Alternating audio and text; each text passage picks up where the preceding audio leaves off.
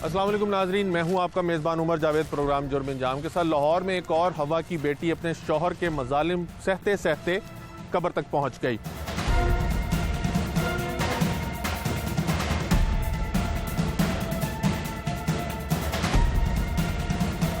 शमीम बीबी का कसूर यह था कि 25 साल शादी के अंदर उसने मुतअद्दिद दफ़ा अपने शौहर से मार खाई और जब जब उसने अपने अहले खाना और वालिदैन को बताया तो उन्होंने सुलह सफाई से मामले को ख़त्म करा दिया। बात इस नहज तक पहुंची कि शौहर अब उससे घर का खर्चा जो था खर्च चलाने के लिए कहता था और कहता था कि तुम कमाओ और तुम ही घर का खर्च भी चलाओ। औरत को किस तरह से कत्ल किया गया, मकतूला के वर्सा आज यानी जब वो मर गई है तो क्या राय रखते हैं, उसका बेटा मुद्दई बना है, उसकी क्या राय है, ह्यूमन राइट एक्टिविस्ट इस ऐसे मामलात के लिए क्या कर रहे हैं। डोमेस्टिक वायलेंस गुज़िश्ता कुछ अरसे के अंदर हमारे माशरे में बहुत बड़ा है। डोमेस्टिक वायलेंस को कंट्रोल करने के लिए ह्यूमन राइट एक्टिविस्ट ने क्या किया है, क्या हुकूमती सरपरस्ती हासिल है या नहीं है, और ऐसे लोग जो औरतों पर तशद्दुद करते हैं उनकी साइकोलॉजी क्या है, उनकी जहनी कैफियत क्या होती है, क्यों वो औरतों को तशद्दुद का निशाना बनाते हैं, ये हमारे नफ्सियात से जानेंगे। ये तमाम चीज़ें आपको दिखाएंगे आज के प्रोग्राम जुर्म अंजाम में।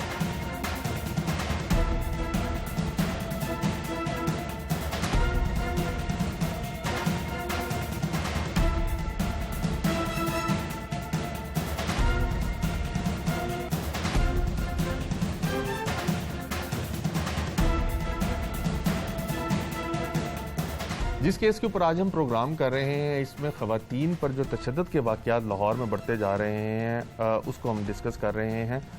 गुज़िश्ता कुछ टाइम के अंदर देखने में आया कि जब से ये लॉकडाउन हुआ है तो डोमेस्टिक वायलेंस जो है उसकी तादाद बहुत ज़्यादा बढ़ी है और ना सिर्फ ख़वातीन के ऊपर तशद्दुद के वाक़यात बढ़े हैं बल्कि उनको मौत के घाट भी उतार दिया जाता है। सिर्फ अगर गुज़िश्ता हफ्ते की बात की जाए तो 2 ऐसे वाक़यात पेश आए जिसके अंदर पहले ख़वातीन को तशद्दुद का निशाना बनाया गया और फिर उनको इस तरह से अस्पताल पहुंचाया गया कि वो वहाँ पे जान पर ना हो सकी। एक वाक़या जो था वो काने के इलाके में पेश आया और दूसरा वाक़या जो था वो फैक्ट्री एरिया गाजी रोड के इलाके में पेश आया जहाँ पर दोनों ही ख़वातीन को डोमेस्टिक वायलेंस का निशाना बनाया गया और फिर उसको कत्ल कर दिया गया। इस टाइम जो काने में वाक़या पेश आया था शमीम बीबी के साथ जिनकी उम्र तकरीबन 48-50 साल बताई जाती है और उनके 3 बच्चे भी थे और वो एक अरसे से शादी के बंधन में बंधी हुई थी, घर में रह रही थी, कामकाज करके अपनी ज़िंदगी जो थी वो गुजर बसर कर रही थी, अपने बच्चों को पढ़ा लिखा के बड़ा किया था। उनको उनके शौहर की जानिब से बदतरीन तशद्दुद का निशाना बनाया गया और उसके बाद जब वो बिल्कुल मरने के करीब हो गई थी तो उनको छोड़ा गया और जब अस्पताल ले जाया गया तो वो जानबर ना हो सकी, जिसके बाद अब मुलजिम जो है वो फ़रार है। मकतूला के बेटे, वालिद, भाई और दीगर रिश्तेदार जो हैं हमारे साथ मौजूद हैं, उनसे पूछेंगे कि ये वाक़या कैसे पेश आया और ये सिलसिला कब से चल रहा था, कब से वो ये मार पीट सह रही थी, क्या इनको मालूम था इस बारे में, और अगर मालूम था तो इन्होंने क्यों एक्शन नहीं लिया, क्यों पहले कभी पुलिस को इन्वॉल्व नहीं किया, क्या इनकी भी इसके अंदर कोई तय है, और ये जो अमूमी रवैया बनता जा रहा है डोमेस्टिक वायलेंस की, इसकी क्या वजूहत हैं, ये तमाम चीज़ें जानेंगे। यार पहले तो सबसे पहले आप बताइएगा कि आप कितने बहन भाई हैं और ये जो वालदा को मारपीट का सिलसिला था कब से जारी था? जी हम 3 बहन भाई हैं। जब से मैंने होश संभाली है तब से घर में झगड़ा हफ्ता भी नहीं गुजरता, झगड़ा शुरू हो जाता था। अबू ऐसे झगड़ना शुरू कर देते थे पैसों की वजह से, ये वो कोई ना कोई बात से झगड़ते रहते थे। हमने काफ़ी बार को समझाया था लेकिन कुछ समझ नहीं थे आ रहे उनको। ठीक है। लेकिन उस दिन रात को उन्होंने झगड़ा किया, रात को पैसों की वजह से। ठीक है, सुबह अम्मी और अभी छत पर सोए हुए थे तो हम नीचे थे, नानी मैं छोटा भाई रूम में थे, तो तब भी अब्बू ने उन पर हमला किया था। तो अम्मी फिर नीचे आ गई, हमने अम्मी को संभाल लिया। रात को दूसरे दिन फिर अम्मी सुबह 6 बजे नाश्ता बनाया, वो अब्बू ने किया नाश्ता। अब्बू पहले सुबह अब्बू ही नाश्ता करते थे, वो 6 बजे करना शुरू कर देते। उसके बाद फिर अम्मी ने 7 बजे हमें बना के दिया, हमने नाश्ता किया। अम्मी के सर में ना अक्सर दर्द रहती थी, टैबलेट भी खाती हैं वो सर दर्द की। फिर वो आराम करने के लेट लगी थी चारपाई पे, तो साथ में नानी भी लेटी हुई थी। उन्होंने मैं वाशरूम में चला गया नहाने के लिए, उन्होंने पीछे से उठे गैंती से वार किया। चाचू भी थे यहाँ पे, उनको समझ में मैं बाहर आया तो मैंने देखा वार कर रहे थे, तो मैंने आगे से गैंती पकड़नी, मैंने आगे से गैंती पकड़ी तो वो नहीं छोड़े। फिर ये हमसाया है बाप बेटे, और उन्होंने आगे छुड़वाने की कोशिश छुड़वाया और अम्मी शदीद जख्मी हो चुकी थी। तब मैंने अम्मी को पकड़ा बाइक पे बिठा के हॉस्पिटल लेके चला गया। वहाँ से काने वाले हॉस्पिटल में गया था, उन्होंने कहा नहीं जर्नल ले जाए उन्होंने, तो फिर मैंने वहाँ बोला अम्मी को जर्नल ले गया। वहाँ फिर मैंने कॉल वगैरह की और अम्मी के हाली सांस चढ़ी, उन्होंने कहा ये बस 10% है बचने के चांस। तब मैंने सबको कॉल की तो वो अम्मी तब सुबह तक डेथ हो गई थी। आपके वालिद क्या करते थे? इतने रक्षा चलाते, बस थोड़ा सा ले चला के 2 घंटे चलाए, घर आ गए, 100-200 ले आए। वो तो खर्चा भी नहीं था पूरा। तो मेरा छोटा भाई वो बाद में रिक्शा चलाने लगा। मैं भी 8 क्लास में पढ़ता था, चलाना शुरू किया रिक्शा। अब मैट्रिक तक मैंने चलाता रहा और साथ में घर का खर्चा भी चलाता रहा। अब मैं फैक्ट्री में काम करने लग गया था, तो वो छोटा भाई रिक्शा लेके चलाता था। उससे वजह हमारा घर का सगड़ा चलता था। तो वालदा आपकी क्या करती थी? वालदा लोगों घरों में काम करके हमें पाला, हमें बड़ा किया, लिखाया, पढ़ाया। अब्बू को तो हमारे स्कूल का भी नहीं पता था, हमारा स्कूल कौन सा है। ये नहीं पता था हमारी क्लास, हम कौन सी क्लास में पढ़ते हैं। नशा वगैरह भी करते थे वालिद आपके? नशा नहीं करते, सिगरेट पीते थे। तो फिर उस दिन वजह क्या बनी ये इतनी तशद्दुद करने की और कत्ल करने की? क्या वजह बनी? कोई लड़ाई झगड़ा हुआ था उस रात? वो रात को झगड़ा हुआ था। किस बात पे? पैसों की वजह से। पैसे क्या? मतलब कि चाचू में पैसे मांगे, हमें पैसे तो हमें चाहिए, हमने अपनी गाड़ी सही करवानी है।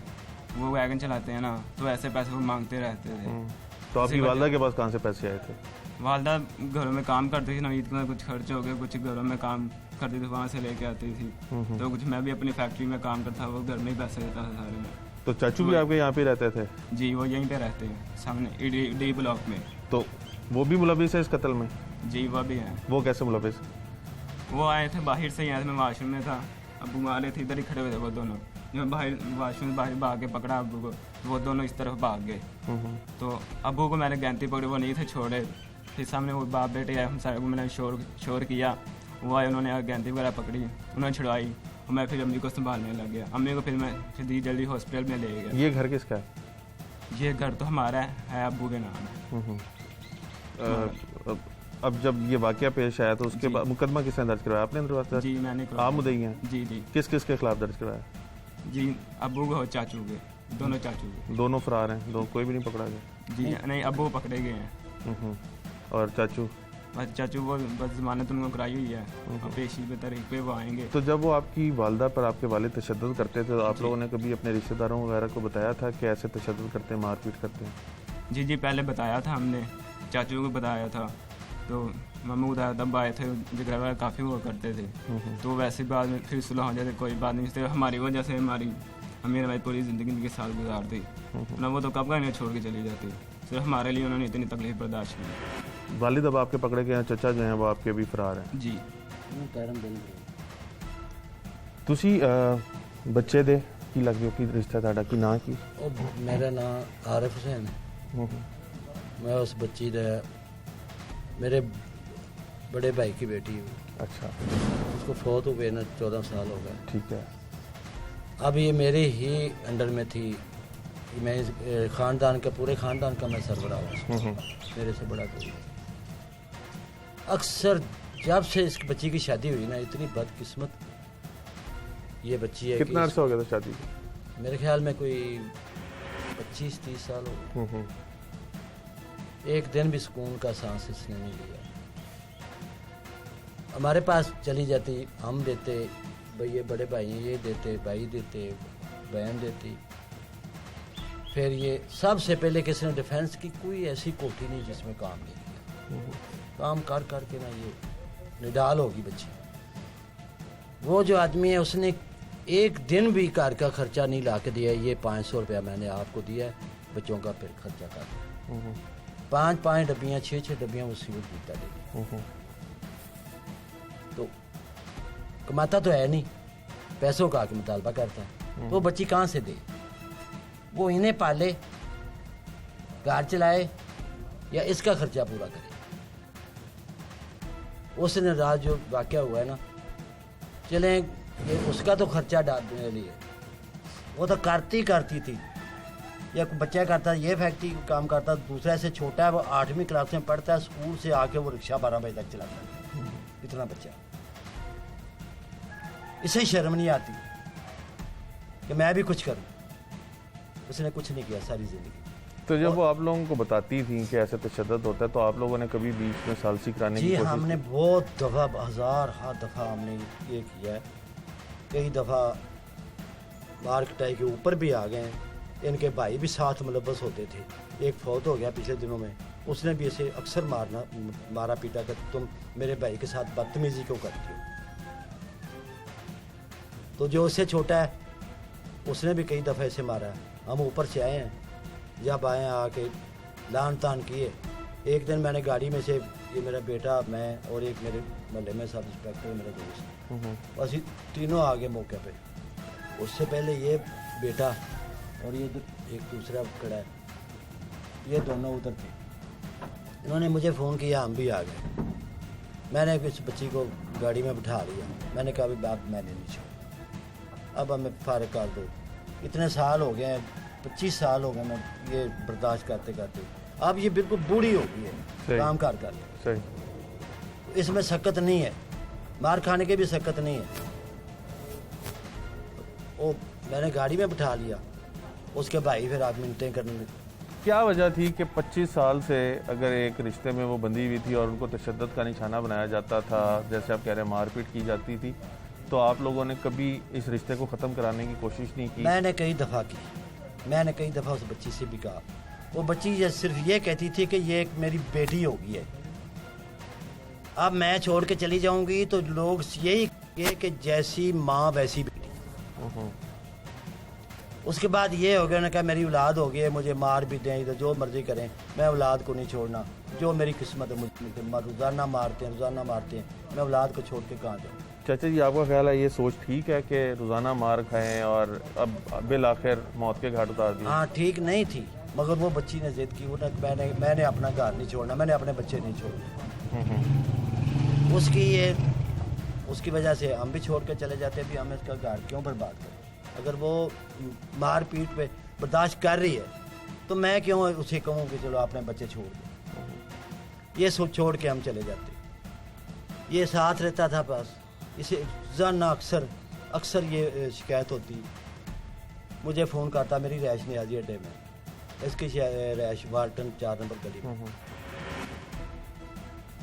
मुझे ये सोच के घर से निकल देते। क्या आप चाहते हैं, मुलजिम अगर जैसे ये कह रहा है कि इसके वालिद तो पकड़े गए हैं, तो वो तो फिर सुलह पे प्रेशर डालेंगे कि सुलह कर लीजिए और मामले को ख़त्म कर दिया? मैं बेटे आपको ये बात बताऊं कि जितना हम बर्दाश्त कर चुके हैं ना, अब हमारी बेटी नहीं रही, अब हमारा उनसे कोई रिश्ता नहीं रहा। मैं किसी भी कीमत में उसे माफ़ नहीं करूँगा, ना उनको ना उसके दोनों भाइयों को। वो रात को उन्होंने पता है कि इनके पास तो नहीं है कुछ, वो सिर्फ लड़ाई बनाने के लिए रात को आए। उसकी एक बहन और वो दोनों भाई सारी रात कोठे पे बैठे, यही लड़ाई कि हमें 20,000 रुपया दो। वो कहाँ से? किस चीज़ का 20,000? 20,000 रुपया दो, हमने गाड़ी ठीक करवानी, आपके पास पैसे हैं? वो कहती मेरे पास पैसे नहीं है, लॉकडाउन हुआ है मेरे पास, मैं भी काम पे नहीं गई, बच्चे भी रिक्शे नहीं चलाए, ऊपर से ईद गई है, जो मेरे पास थे मैंने बच्चों के कपड़े शपड़े बना के दे दिए, मेरे पास अब पैसे नहीं है। वो कहते हैं दो, वो कहते हैं दो, वो कहती मेरे पास नहीं है। वो जो इसका वालिद है उसने कहा भी आपके पास हैं, उल्लू के पट्टे तूने कमा के दिए उसको, तुझे क्या पता है? भाई आप बताइएगा, आपकी बहन थी, आप तो मोहल्ले में मुझे बता रहे थे कि आप काउंसलर भी हैं, आप लोग तो लोगों की सालसियाँ करवाते हैं, लोगों के मसले हल कराते हैं, तो आपके घर में इतना मसला एक अरसे से चला आ रहा था, कई 2 दहाइयों से मसला चला आ रहा था, तो क्यों उसका हल नहीं हो सका? और इस मौत का जिम्मेदार फिर आप किसको ठहराते हैं? सिस्टम को ठहराते हैं, फैमिली को ठहराते हैं, कौन है? भाई कुछ गलतियां हमारे बड़ों की हैं, वो जो रिश्ता बांध देते हैं ना, तो वो समझता है कि पता नहीं ये। आपसे कभी जिक्र किया था कि ये जो सारे हालात चल रहे थे?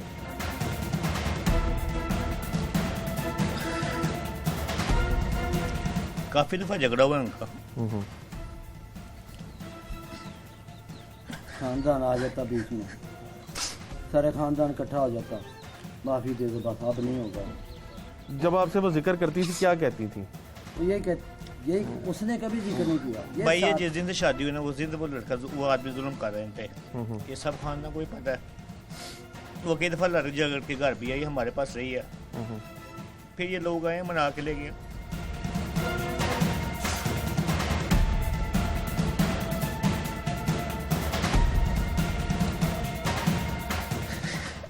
हौसला करें भाई, क्योंकि आप लोगों के साथ रोज़ाना मिलते हैं, उनके मसले हल करते हैं। इन मसलों का हल क्या है?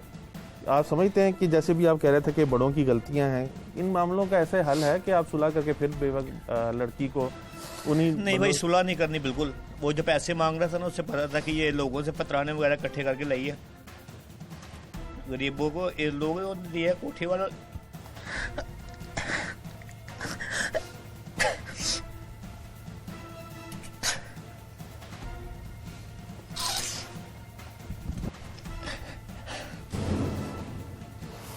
आप ये मकतूला के भाई हैं, अब उनकी हालत देख सकते हैं कि किस तरह से तशद्दुद होता रहा और वो सहती रही हैं। और सारों की आप गुफ्तगू सुन रहे हैं कि मामलात जो थे वो शादी के बिल्कुल शुरू से ही इस नहज पे पहुंच गए हुए थे कि मारपीट और सारा कुछ शुरू हो गया हुआ था। और जब भी मारपीट होती थी तो जो शोहर है उसके रिश्तेदार वगैरह आके सुलह करने की कोशिश करते थे। और अब खातून पे आखिरी दफ़ा इतना तशद्दुद किया गया कि वो जांबर ही नहीं हो सकी। आप कुछ बता रहे थे। बस जी का कि वो ना घरों से इनको पता था कि वो पतराने वगैरह इकट्ठे हुए हैं ईद पे, वो उसके बाद कोई थोड़ी बहुत पैसे पूंज है। वो एक दिन पहले भाई से लेके ये कोई 2-3-4 हफ्ते पहले ना 1 लाख रुपये उधार लेके आए ये काम करवाने के लिए। घर का काम देखे बिल्कुल घर का, ईंटें वगैरह इकट्ठी की लगाई हुई हैं, प्लस्तर वगैरह के लिए, वाशरूम के लिए ना वो बड़े भाई से 1 लाख रुपये उधार लेके आई हैं कि मैंने काम करवाना है। इसको ये भी पता था 1 लाख रुपये इसके पास है, वो लोगों के काम घरों में काम करती है, फतराने वगैरह लोगों ने इकट्ठे किए हैं, इसके पास पैसे हैं। इसके भाइयों ने इसको कहा कि ये तुम्हारे इसके पास पैसे हैं। जब इसके पास कोई पैसा देखता, मंथली महीना आता था, मंथली इकट्ठा या नहीं ये कम वगैरह, जब पता था कि तनख्वाह वगैरह से मिलनी है, तब इसके भाई इसके उंगल देते थे कि यार इसके पास पैसे हैं, ये लेके आओ। अच्छा, मुझे ये बताइएगा, जो पहला सवाल था मेरा कि आप काउंसलर भी हैं और आप ये सारा मामला रोज़ाना की बुनियाद पर देखते हैं, ये हल है कि अगर मियाँ बीवी रोज़ाना शौहर जब अपनी बीवी पर तशद्दुद कर रहा है तो उसको रोज़ाना जो है माफ़ कर दिया जाए और बीवी को दोबारा उधर ही भेज दिया जाए? अगर भाई मेरे अख्तियार में होता ना तो मैं कभी भी ना भेजता, एक दिन भी ना भेजता, क्योंकि मेरे पास भी अब इतने लोग तो हैं जिनको मैं अल्लाह के लिए, खुदा के लिए खिलाता पिलाता हूँ, तो मैं इसको भी घर पे बिठा के खिला पिलाने रहता है। ये बड़ों की सब है कि बड़ों ने अपनी जिद नहीं छोड़ी और बड़ों ने अपना सिर्फ अना की खातिर उसको आती थी बना, आते थे वो भी हमारे रिश्तेदार ही हैं, आती थी मना के, उनको पता था ना कि ये अपने घर बैठ के इसको ये ले गए तो हमारा घर कैसा चलेगा, चूल्हा कैसा चलेगा। वो जो भी इकट्ठा होता था, ज़ुकात फतराना वगैरह, ये 3 घर चलते थे। वो जो लेके एक अपना घर चलाती थी, 2 उसके जो भाई हैं ना वो भी नकारा हैं, सूद खोर हैं वो, उन्होंने आज तक कभी काम नहीं किया, लोगों का करोड़ों रुपए का सूद लिया हुआ है, वो खा पी के बैठे हुए हैं, उनके पास भी कहाँ पैसा था। वो यहाँ से ही कभी इसको लूट लिया, कभी किसी और को लूट लिया, लोगों को लूट लिया। ये जो फितराना वगैरह आटा तक वो नहीं इसके भाई छोड़ते थे, जो देखते थे ना कि 2 तोड़े मिल गए हैं, 1 तोड़े में तुम गुजारा कर लो, 1 तोड़ा वो खुद उठाते थे लेके चले जाते थे। अब इसका हल क्या है? इसका हल यही है कि इसको, एक तो अकबर वगैरह पकड़ा गया ना, वो 2 भाई हैं इसके जो फरार हैं, और इन्वेस्टिगेशन जो है सैफुल्लाह खान नियाजी जो पूरी उनकी सपोर्ट कर रहा है, पूरी सपोर्ट कर रहा है उनकी। और उनको पहले दिन ही देखे ना मसला चीज़ का कि रात को तकरीबन 4 बजे शाम को पर्चा हुआ है, सुबह उनको FIR की कापी देकर उनकी जमानतें भी पूरी करवा दी हैं। पूरी सपोर्ट कर रहा है उनकी, पूरी सपोर्ट कर रहा है उनकी, सिर्फ पैसों के लिए। इससे खुदा का खौफ नहीं है कि यार मेरे भी घर में कोई बहनें हैं, मेरे साथ भी ज्यादती है, आज उनके साथ, कल उनके साथ भी हो सकती है। पैसों की खातिर उसने अपना भेज दिया, ईमान भेज दिया उसने समझा कि ये पता नहीं पेंडू है, ये पता नहीं कौन है। मैं खुद काउंसलर हूँ PTI का, मैं पंजाब पुलिस का कोऑर्डिनेटर हूँ, मैं WMC का कोऑर्डिनेटर हूँ। मैं तो आप कह रहे हैं कि पुलिस जो है वो मुल्ज़िमों का साथ दे रही है, पूरा साथ दे रही है। हमारी दरख्वास्तों में भी इन्होंने चेंजिंग की है। सही, हमारे जो दरख्वास्त लिखी है, हमें दरख्वास्त जो लिखे दिया, इनका काम बनता है उस दरख्वास्त पे पर्चा दें। इनका काम नहीं बात, हमारी दरख्वास्त इन्होंने चेंजिंग करके अपना पर्चा अपनी मर्जी से इन्होंने पर्चा दिया, बहुत हमने वो भी ये बर्दाश्त कर लिया। मकतूला के बेटे और रिश्तेदारों की आप गुफ्तगू सुन रहे थे। हमारे कॉरेस्पॉन्डेंट जिन्होंने मौके पे पहुंच के ये सारी कवरेज की थी, उनसे भी जानते हैं, मौका भी देखते हैं, और कुछ उनकी मकतूला की बहन वगैरह यहाँ पे मौजूद है, उनसे भी गुफ्तगू करते हैं।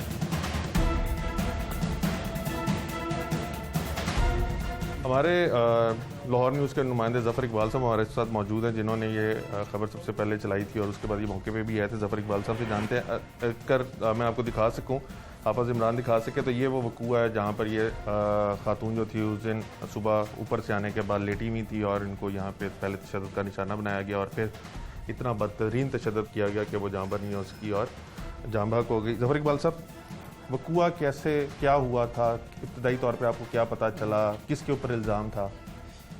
उमर भाई, एक हफ़्ता कबल तकरीबन हमें इतला मिली कि अली टाउन में शोहर ने और उसके देवरों ने मिलकर खातून पे तशद्दुद किया, जो शदीद ज़ख्मी हुई है। जब हम मौके पर पहुंचे तो पता लगा कि खातून को जनरल अस्पताल शिफ्ट कर दिया गया है, जो कि अस्पताल जाके फौत होगी और उसका मियाँ और उसके देवर फरार हो चुके थे। हमारी कुछ हमसायों से भी यहाँ बात हुई, उन्होंने बताया कि अक्सर इनका लड़ाई झगड़ा होता था। खातून बहुत अच्छी थी, लोगों के घरों में काम करके अपना गुजारा करती थी और इसके शोहर और देवरों ने उसे नजायज़ मार दिया। मुलज़म ताहाल फरार है और हमने पुलिस यही तफ्तीश के बारे में कुछ बताइएगा। पुलिस जैसे से ये- हमारी बात हुई है, पुलिस बस यही कहती है, हमने उनसे कई दफ़ा पूछा है कि खातून को नजायज़ मारा गया, तो आपकी तफ्तीश कहाँ तक पहुँची है?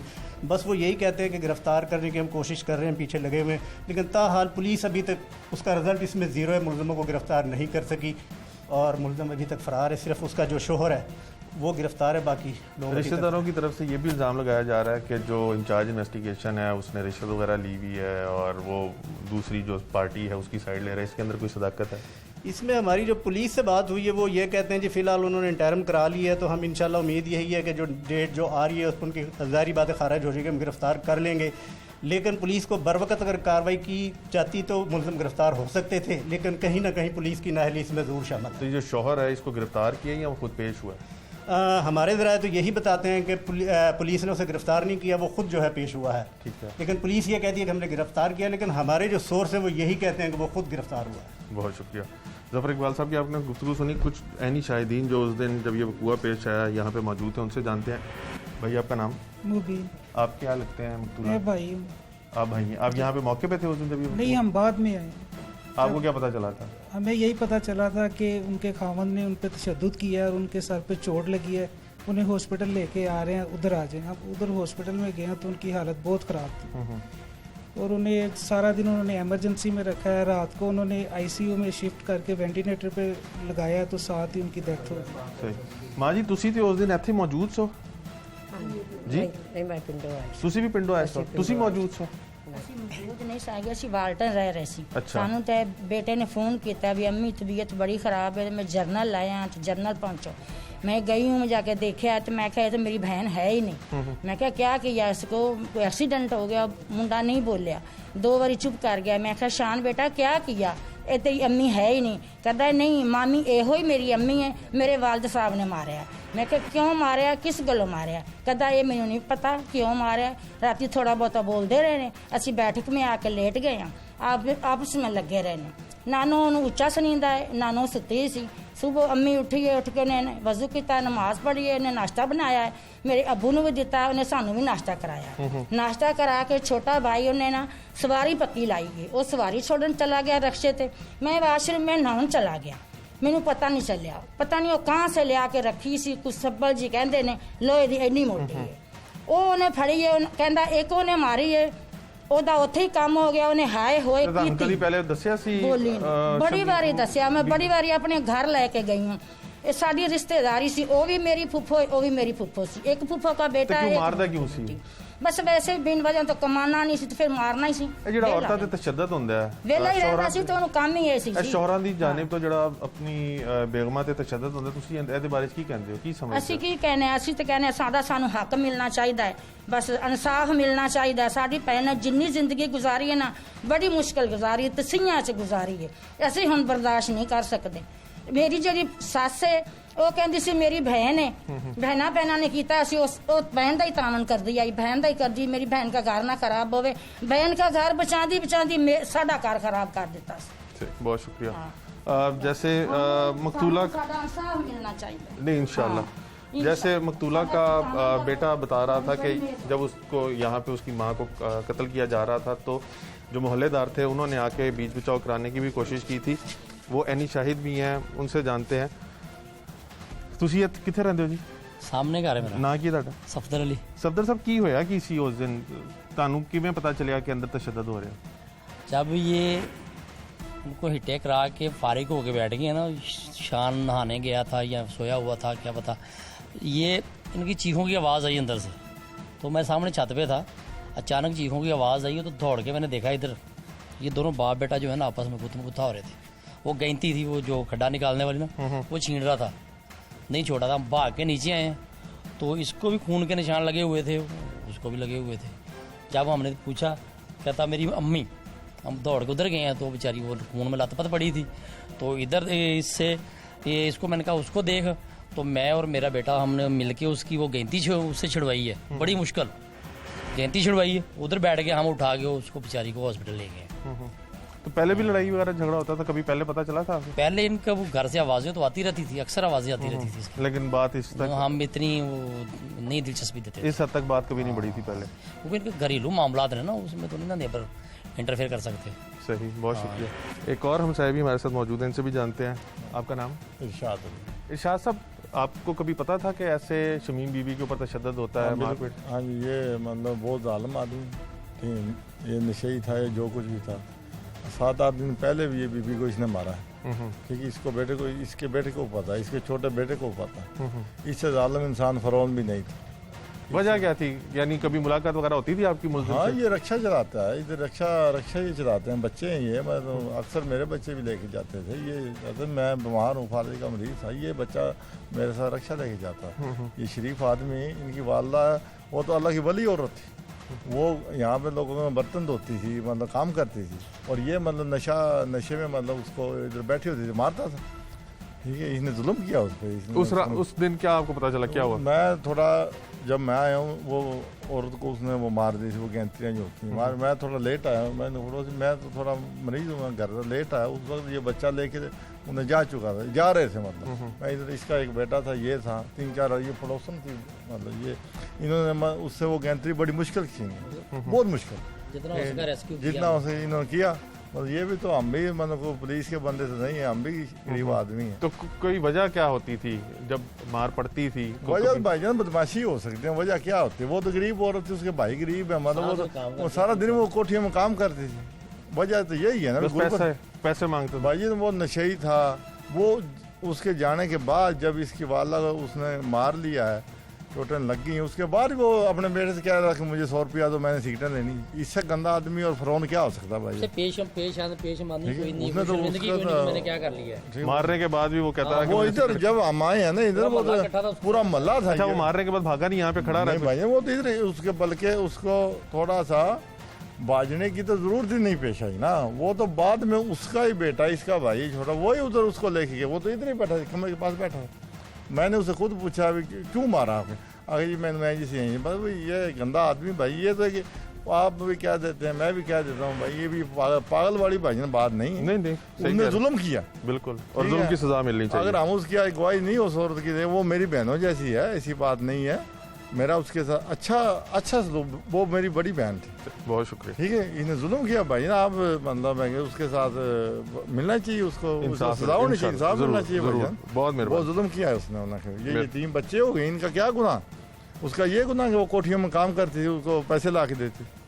ठीक है, वो इधर बैठा पैसे मांग रहा था, और वो पागल पुगल नहीं है। ये सब बस ये तो एक ड्रामा, पागलों वाली बात है भाई, वो तो एक ड्रामा है। सही, ठीक है, जो बंदा अगर वो पागल होता तो ये भी इधर था, हम भी इधर थे, उसको हमें हाथ लगाए कि मेरे बच्चे भी इधर अकेले सोए होते, मैं अकेला ही भाई हूँ, मेरे पास बेटा भी नहीं, तो अकेले सोए, वो मेरे बच्चों को गैंतरियाँ मारे ना जाके, इसको क्यों मारा? बहुत शुक्रिया। नहीं, आप सही वजह फरमा रहे हैं। ये तो बात नहीं है कि वो इसको मारे। इंसाफ के तमाम तकाजे जब पूरे होने चाहिए। नहीं, हम बहुत शुक्रिया। आप नेबर्स की गुफ्तगू भी सुन रहे थे और आपने रिश्तेदारों की गुफ्तगू भी सुनी।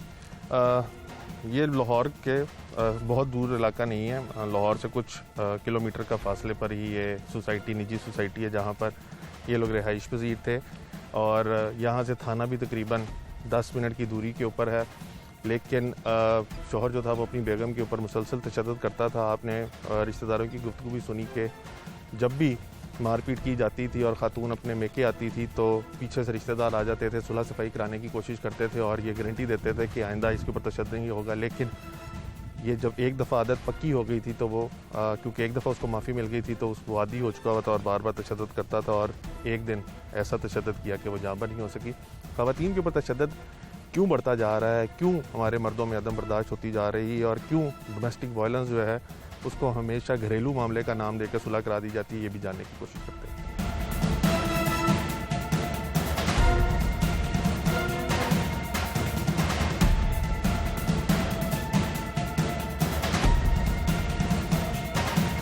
ख़वातीन पे ये जो तशद्दुद के वाक़यात होते हैं, इसके पीछे कोई टिपिकल मेंटालिटी होती है, कोई माइंडसेट होता है, या कोई भी शख्स, कोई भी मर्द जो है वो औरत के ऊपर इस तरह तशद्दुद कर सकता है, इन सवालों के जवाब लेने के लिए हम माहिर नफ्सियात अनीज़ा हबीब के पास हैं, उन्हीं से जानते हैं। अनीज़ा, एक तो वक्त के लिए बहुत शुक्रिया। ये बताइएगा कि अभी कुछ अरसे से जब से ये लॉकडाउन शुरू हुआ है स्पेशली, तो ख़वातीन पर तशद्दुद के वाक़यात भी बढ़े और कुछ शिकायत ऐसी भी आई कि मर्दों पे भी तशद्दुद हो रहा है। लेकिन ये जो हमारे माशरे में ख़वातीन पे डोमेस्टिक वायलेंस का एक बहुत रुझान बढ़ता जा रहा है, इसकी क्या वजह है, क्या माइंडसेट है, कौन लोग हैं ये? अच्छा, हमने पहले ये इस चीज़ को किया स्पेसिफाई कि लॉकडाउन में जो है ये वाले इवेंट्स ज़्यादा हुए हैं। उसकी ये वजह हुई है कि अच्छा, एक तो बिल्कुल अनसर्टन सिचुएशन थी, नॉवल सिचुएशन थी और सब घर पे रह रहे हैं। और सब घर पे रहने का मतलब ये मुख्तलिफ मूड मिजाज के लोग हैं। पहले वो घर से बाहर होते थे तो इतना टाइम नहीं होता था कि हर किसी के आउटबस्ट और ये चीज़ें देखें। अब वाइफ है, उनका मिजाज और है, बच्चों का और है, ये तो हर तरह के मूड मिजाज के बंदे घर हैं। टॉलरेंस कम है, पेशेंस कम है, डिस्टर्बेंस हर तरह से ज़्यादा है। तो लॉकडाउन में इन चीज़ों का रेशो बढ़ने के चांसेस ये हो सकते हैं कि मतलब नहीं, उनको आदत इस तरह के हर वक्त मूड मिजाज। लेकिन अगर लॉकडाउन से पहले चले जाए डोमेस्टिक वायलेंस तो तब भी डोमेस्टिक वायलेंस तब भी था। लेकिन वो आपने शुरू में ये बात की तो मैंने उसकी ये जस्टिफिकेशन दी है। और जहाँ शुरू में बात है उसके पीछे बहुत सारे फैक्टर्स आते हैं। अगर इसको बहुत पीछे भी जाए ना तो ये फैक्टर स्टार्ट होते हैं हमारे चाइल्डहुड डेवलपमेंट से, या ब्रेन साइकोपैथोलॉजी या ब्रेन डेवलपमेंट का जो टाइम होता है उस टाइम पे अगर हमारे कहीं पे फिक्सेशन हो जाती है किसी एक स्टेज पे, या हमारी ऑब्जर्वेशन एक लर्निंग होती है कि हम अपने पेरेंट्स से सीखते हैं, इर्द गिर्द के माहौल से बच्चा पिक करता है, तो वो उस वक्त जो चीज़ें उनके बिहेवियर रेपर्टायर का पार्ट बन जाती हैं वो उसी तरह फिर आगे मैनिफेस्ट भी होती है उनके एक्शंस में। फिर इसके अलावा डिपेंड करता है कि सोशो इकोनॉमिक स्टेटस क्या है, घर में इस तरह की बातों पे किस तरह से इजहार किया जाता है, क्लाइंट की अपनी मतलब ट्रेड्स कैसी हैं, एंगर इन है, एंगर आउट है, किस तरह से वो रिप्रेजेंट करते हैं। बहुत सारे फैक्टर हैं जो डोमेस्टिक वायलेंस को आगे लीड करते हैं। हमारे माशरे में तकरीबन 48% मर्द हैं और मेरा अपना ज़ाती ख्याल है कि हर मर्द औरत पर तशद्दुद नहीं करता और एक बहुत बड़ी तादाद है जो सोच भी नहीं सकती औरत के ऊपर हाथ उठाने की। लेकिन अभी अगर कुछ वाक़या, जिस केस के ऊपर आज हम बात कर रहे हैं, इस औरत ने 25 साल शादीशुदा ज़िंदगी गुजारी और उसके रिश्तेदारों और औलाद के मुताबिक मुसलसल 25 साल उसको मारपीट का सामना करना पड़ता रहा और बिल आखिर 25 साल के बाद उसको जब मार पड़ी तो वो जानबर ना हो सकी और मर गई। इस शख्स के बारे में आप क्या कहेंगे, ये क्या माइंड है? इस शख्स के बारे में हम ये कह सकते हैं कि यहाँ पे ना थोड़ा सा औरत पे भी बात आती है कि 25 साल तक वो इस चीज़ को जो है वो बर्दाश्त करती रही अपने बच्चों के खातिर या जिसकी खातिर, तो क्यों नहीं उसने कभी आवाज़ उठाई? क्योंकि ज़्यादातर औरतों को अब डिपेंड ये वही बात करती है कि हमारा फैमिली जब औरत की शादी करती है तो क्या समझा के भेजती है, क्या एजुकेशन देती है, किस तरह से बताती है कि शादी गुजारने या मेंटेन करने के क्या फैक्टर्स होते हैं।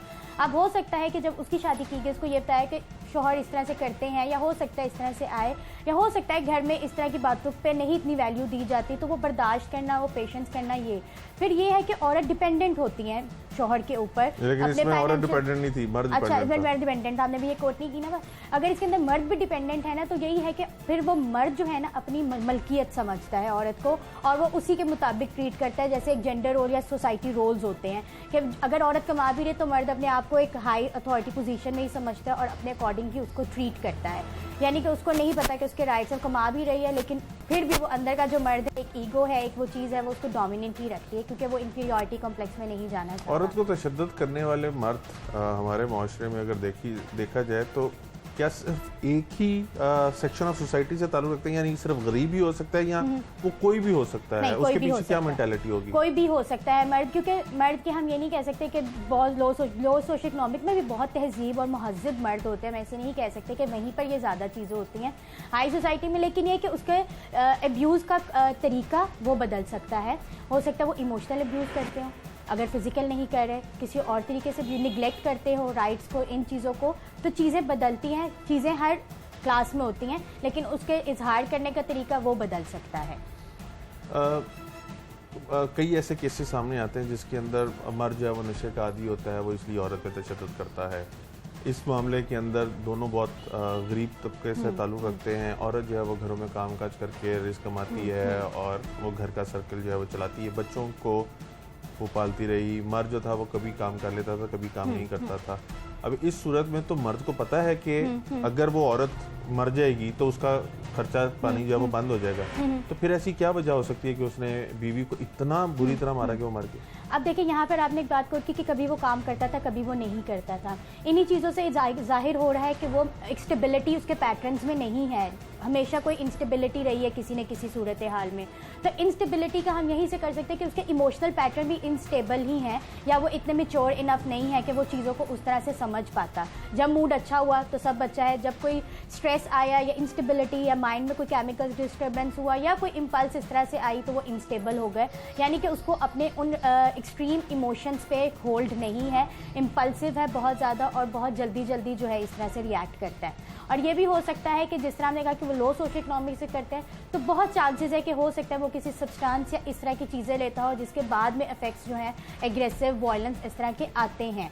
और जब इम्पल्स आती है तो वो क्या करते हैं, वो इम्पल्स के बिल्कुल ही सरेंडर कर देते हैं और इम्पल्स जाने का वेट नहीं करते, और इम्पल्स से उनको बहुत बेचैनी होती है जब तक वो डिसीजन या जो वो स्टेप लेना चाहते हैं वो ले नहीं लेते। अनीजा, आखिरी सवाल ये बताइएगा कि इस केस के अंदर भी जो मुलजिम है उसके भाइयों ने साथ दिया उसकी बीवी को कत्ल करने में, हमारे माशरे में ये क्यों ऐसा रुझान पैदा हो गया है कि अगर कोई शख्स किसी पे तशद्दुद कर रहा होता है तो लोग उसको रोकने की बजाय उसको मजीद इंस्टिगेट करते हैं कि हाँ जो तुम कर रहे हो वो बिल्कुल ठीक कर रहे हो। इसकी क्या वजह है? क्या लोग ज़हनी पस्ती का शिकार होते जा रहे हैं, या हम जो टीवी ड्रामों में और टेलीविज़न पे देख रहे हैं तशद्दुद, उसकी वजह से हम तशद्दुद पसंद होते जा रहे हैं? वजह क्या है? वजह जहाँ तक ये नज़र आती है ना, एक तो लोग जो है ना, मतलब जब और हो सकता है यहाँ पे अगर औरत फाइनेंशियली तौर पे कमा रही है तो हो सकता है वो अपने कभी राइट्स का इस्तेमाल भी करती हो, और जब कभी उसने अपने लिए बात की होगी तो घर में अगर मियाँ कोई बात भी रहती तो ऑब्वियसली फिर बाकी लोग भी उस हिसाब से देखते हैं, उस नज़रिए से नहीं समझते। उनका एक अपना पर्सपेक्टिव है, उनका एक अपना लेंस है सोशल रो या सोशल कल्चर पर्सपेक्टिव के अकॉर्डिंग चीज़ें देखने का। तो हो सकता है वो उनके पीछे मारने की वजह मियाँ वाली ना हो, उनकी अपने ही कोई पर्सनल कोई और वजह हो सकती हैं। लेकिन यही बात आ जाती बार बार कि उन्हें लगता है कि हम लोग अपना राइट टू ये जो है औरत के ऊपर दबाव डालना ये करना कर सकते हैं ताकि वो आवाज़ ना उठाए। दूसरा ये है कि चाहे हमारी मीडिया का रोल हो, इन चीज़ों का रोल हो, लेकिन मारना धारना ये हर फेज़ में होता रहा और इसको रीइंफोर्स भी किया जाता है, और इसके पीछे उनके बातें ये गेम्स या इस तरह की होगी कि सोसाइटी कहती है हाँ हाँ तुमने बिल्कुल ठीक किया है, वो औरत का पर्सपेक्टिव देखने ही नहीं चाहते। Right. ये चीज़ें हो सकती हैं। बहुत शुक्रिया। अनीजा हबीब की आप गुफ्तगू सुन रहे थे, मकतूला के बेटे की आपने बात सुनी और रिश्तेदारों की भी बात सुनी। उनमें से एक रिश्तेदार ने ये कहा कि ये हरगिज़ ऐसा नहीं होना चाहिए कि अगर एक दफ़ा शौहर ने अपनी बीवी को तशद्दुद का निशाना बनाया है और वो माफ़ी मांगता है तो दोबारा वापस चला जाए, क्योंकि वो आदत पक्की हो सकती है, और इस केस में भी आदत पक्की हुई।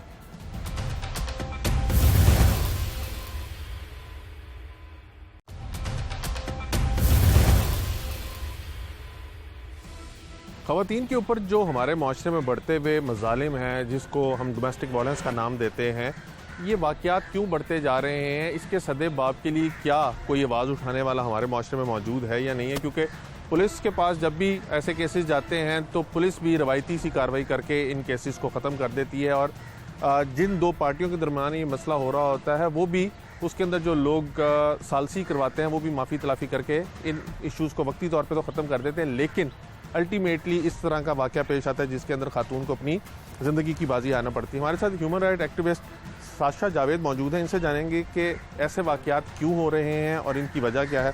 साशा, एक तो वक्त के लिए बहुत शुक्रिया। हमारे माशरे में अगर थोड़ा सा पीछे जाएँ, एक दहाई में देखें तो ऐसे वाक़यात बहुत ज़्यादा रूनुमा हो रहे हैं जिसमें ख़वातीन पर तशद्दुद किया जा रहा है। इस तशद्दुद की वजह क्या है? कौन से ऐसे फैक्टर्स हैं जिनकी वजह से तशद्दुद जो है वो किया जा रहा है ख़वातीन पर? देखिए उमर, बहुत शुक्रिया आपने मुझे लिया।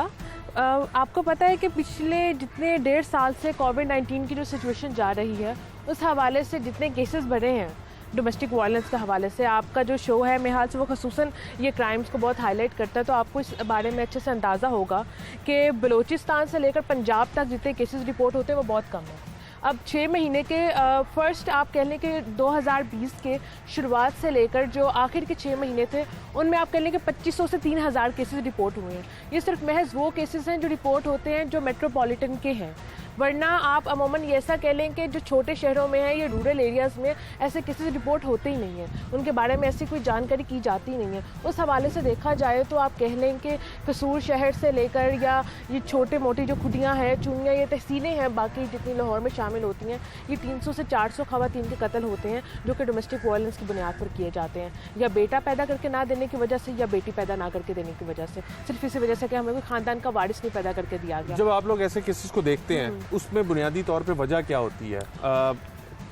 जो आप यानी जब आप किसी के राइट्स की बात करते हैं, लोग आपके पास अगर आते हैं तो वो बताते क्या हैं कि क्या वजूहात हैं जिसकी वजह से उनको मार पड़ती है? देखिए, एक पिदरशाही निज़ाम है, एक पेट्रियार्कल सोसाइटी है जिसमें कभी भी खातून को इंडिपेंडेंट तो किया जाता ही नहीं है। मेजर इंडिपेंडेंस ये है कि वो फाइनेंशियली इंडिपेंडेंट हो। अब घर वाले हैं वो शादी के बाद यही कहते हैं कि तुम्हारी लाश आए तो वरना तुम ना आओ कभी। इसकी ये इस ज़हनियत की क्या वजह है साशा कि जिस केस के ऊपर आज हम प्रोग्राम कर रहे हैं, शमीम बीबी की उम्र तकरीबन 50 साल है। 25 साल उसने शादीशुदा ज़िंदगी गुजारी और 25 साल के अंदर उसने बहुत ज़्यादा मारे भी खाई। बहुत दफ़ा वो अपने मेके में गई और उसने जाके अपने मेके वालों को बताया कि मेरे पे ऐसे मज़ालिम उठाए जाते हैं, और दोनों पार्टियों के जो बुजुर्ग थे वो बैठते थे और सुलह सफाई करवा देते थे। इसकी क्या वजह है कि औरत के ऊपर जब तशद्दुद होता है तो सारे कहते हैं कोई नहीं, तुमने गुजर बसर करना है, तुम माफ़ कर दो और फिर अपने घर चले जाओ। तो ये क्या वजह क्या है इसकी? जैसे मैंने आपको पहले बताया कि पिदरशाही मुआशरा है जिसमें हमेशा आज भी आप कह लें कि हम 100 साल पीछे जी रहे हैं, ठीक है। इस 21st से 22nd सेंचुरी के बीच में भी अभी तक बेटी को बहुत समझा जाता है। खुदा ने इसको रहमत बनाकर भेजा पर हम अभी भी इसको जहमत समझते हैं। वालिदैन इसको सर से बोझ उतारना चाहते हैं, इसलिए वो कहते हैं कि जी हमारे पास ये बेटी वापस ना आए कभी भी उसको आप कह लें कि अपने पैरों पर खड़ा करने की हिम्मत तो दी जाती नहीं है। और उसकी वजह से सारे केसेस आते हैं, जिसके तरह मैंने आपको बताया कि 2500 केसेस सिर्फ कोविड-19 की वजह से 6 महीने के अंदर 2500 से 3000 केसेस हुए, और उनमें मर्डर के केसेस आप कह लें 4000 के लगभग थे।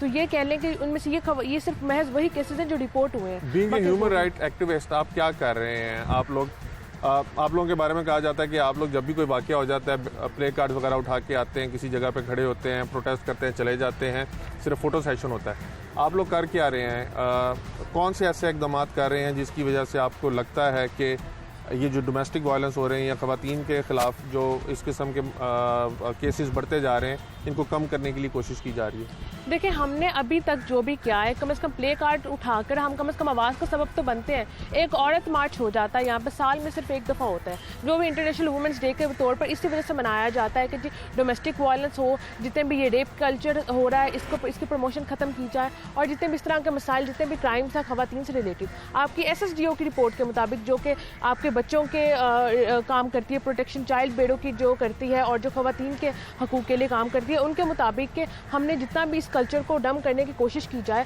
आज जाके यही है कि कम से कम हम आवाज़ बनते हैं, आवाज़ उठाते हैं। जितने भी होते हैं केसेस, इनमें ख़वातीन सबसे ज़्यादा होती हैं जो निगलेक्ट होती हैं, और सबसे ज़्यादा उनको इन चीज़ों का सामना करना पड़ता है। पर अभी भी ये कल्चर ख़त्म नहीं हुआ। जितने भी फ्यूडल लॉर्ड्स हैं हमारे बैठे हुए, ये कभी भी ख़त्म नहीं करते। ये तो इतने बड़े लॉज भी हैं, वो भी इम्प्लीमेंट करने की कोशिश की जाती है, इंट्रोड्यूस करवाए जाते हैं, बट अभी भी उनकी प्रॉपर इम्प्लीमेंटेशन नहीं करवाई जाती है। हल क्या है इसका? डोमेस्टिक वायलेंस को किस तरह ख़त्म किया जा सकता है? और डोमेस्टिक वायलेंस के नाम पे जो औरतों पे तशद्दुद किया जाता है या इन वाक़यात का में जो इजाफा हो रहा है, इसको कम कैसे कर सकते हैं? सिंगल लाइन दीजिएगा। देखिए, हमने सिर्फ ये कहते हैं कि माशरे में हिपोक्रेसी ख़त्म करते हैं हम अगर कुछ भी करने की फैक्ट्स एंड फिगर्स की बुनियाद पर, स्टैटिस्टिक्स की बुनियाद पर कुछ आवाज़ उठाने खड़े होते हैं। अगर हम भी अपने वालिदैन की बेटियां हैं, हम भी कुछ काम कर रही हैं, अपने पैरों पे खड़ी हुई हैं, अपने आप को हर तरह से पाल रही हैं, तो अगर सारे वालिदैन अगर बेटियों को जहमत की बजाय रहमत समझना शुरू कर दें, और ये माशरे की जो हिपोक्रेसी है, ये 2 नंबरी है, ये बंद हो जाए, तो मेरे ख्याल से ख़वातीन में बहुत बेहतर असर अंदाज हो सकता है और बहुत बेहतर अंदाज में वो बराबरी के हकूक़ पा सकती हैं। साशा, जैसे आपने कहा हिपोक्रेसी है, वालिदैन जो है, लेकिन जब किसी लड़की को शादी के बाद मार पड़ती है तो वालिदैन तो कोशिश करते हैं कि उसका घर बसा रहे, वो घर आके ना बैठ जाए।